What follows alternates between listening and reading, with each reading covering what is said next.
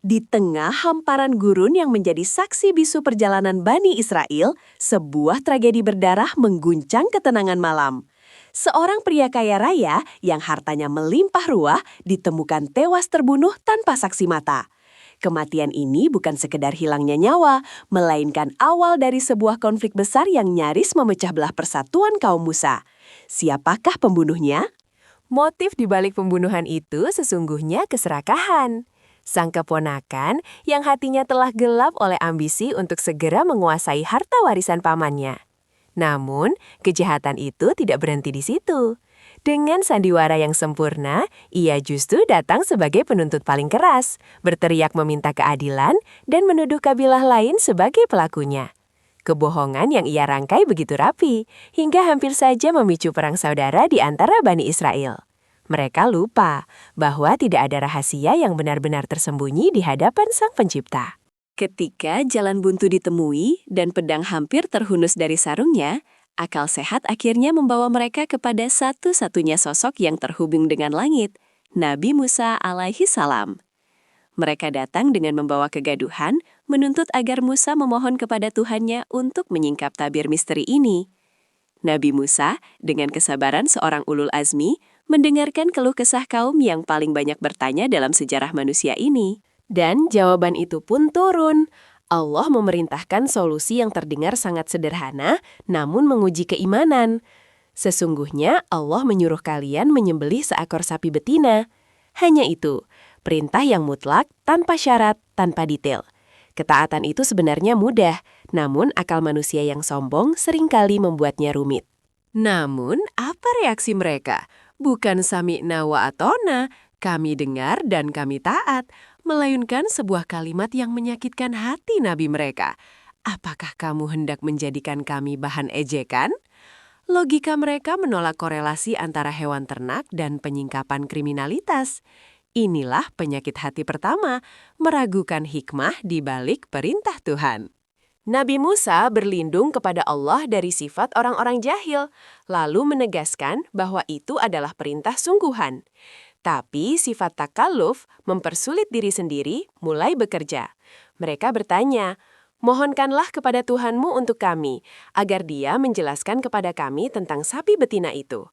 Mereka meminta spesifikasi umur, maka turunlah jawaban. Sapi itu tidak tua dan tidak muda, melainkan pertengahan di antara keduanya. Apakah mereka berhenti dan segera mencari sapi paruh baya? Tidak, lisan mereka kembali bergerak liar. Mohonkanlah kepada Tuhanmu untuk kami, agar Dia menjelaskan apa warnanya. Allah yang maha mengetahui lagi maha bijaksana memberikan jawaban yang semakin mempersempit ruang gerak mereka. Sapi betina yang warnanya kuning tua, yang menyala warnanya, lagi menyenangkan orang-orang yang memandangnya. Sudah dibatasi umur, sudah dibatasi warna yang sangat sulit. Seharusnya mereka panik dan segera mencari. Tapi tidak, sifat banyak tanya itu seperti candu. Mereka kembali mendatangi Musa dan berkata, "Sesungguhnya sapi itu masih samar bagi kami." Alasan yang dicari-cari, padahal penjelasannya sudah sangat terang. Mereka meminta detail fungsi dan pekerjaan sapi tersebut. Maka turunlah kunci penutup yang nyaris mustahil ditemukan. Sapi itu haruslah sapi yang belum pernah dipakai untuk membajak tanah, tidak pernah digunakan untuk mengairi tanaman, sehat tanpa cacat, dan tidak ada belang warnanya. Sapi bangsawan, sapi yang hidupnya dimanjakan. Sapi kuning emas, paruh baya, perawan dari pekerjaan kasar, dan mulus total. Dari sekian banyak sapi di dunia, spesifikasi ini mungkin hanya menyisakan 1 ekor saja di seluruh negeri. Kepanikan melanda seluruh kabilah. Mereka menyebar ke seluruh pelosok negeri, memeriksa setiap kandang, setiap padang rumput. Uang bukan lagi masalah, masalahnya adalah barangnya tidak ada. Di sudut lain negeri itu, skenario Allah bekerja dengan indah. Ada seorang pemuda yatim yang sangat berbakti kepada ibunya. Ayahnya yang soleh meninggalkan seekor anak sapi di hutan dan menyerahkannya pada perlindungan Allah.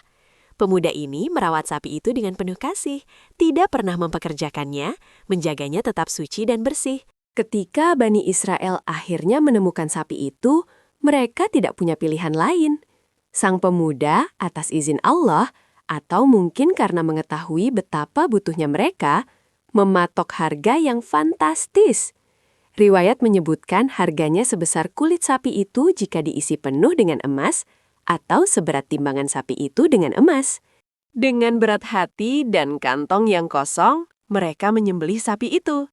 Allah berfirman, "Pukullah mayat itu dengan sebagian anggota sapi itu." Sebuah perintah yang secara logika tidak masuk akal. Namun, kun fayakun. Saat daging sapi menyentuh jasad kaku itu, roh kembali ditarik masuk. Mayat itu bangkit. Wajahnya pucat, namun matanya tajam, menunjuk ke arah kerumunan. Dan dengan suara parau, ia menyebut nama pembunuhnya, keponakannya sendiri. Kisah ini bukan sekadar dongeng detektif kuno. Ini adalah pelajaran psikologi dakwah yang mendalam tentang bahaya takaluf, sikap berlebih-lebihan dan mempersulit diri dalam agama. Islam datang sebagai agama yang mudah, namun manusia seringkali merasa kurang puas dengan kemudahan itu, lalu mencari-cari detail yang tidak perlu, memperdebatkan hal-hal furu'iyah yang tidak substansial, hingga akhirnya agama menjadi beban yang menghimpit dada.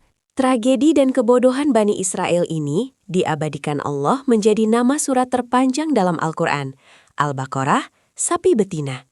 Agar setiap kali umat Nabi Muhammad membacanya, mereka ingat untuk tidak mengulangi kesalahan yang sama. Agar kita menjadi umat yang ketika perintah datang, kita berkata, Sami'na wa ata'na, bukan umat yang bertanya, kenapa, bagaimana, dan seperti apa. Karena dalam kepasrahan yang total, terdapat kemudahan yang tak ternilai. Janganlah lisanmu menjadi sebab kebinasaan hartamu dan jiwamu.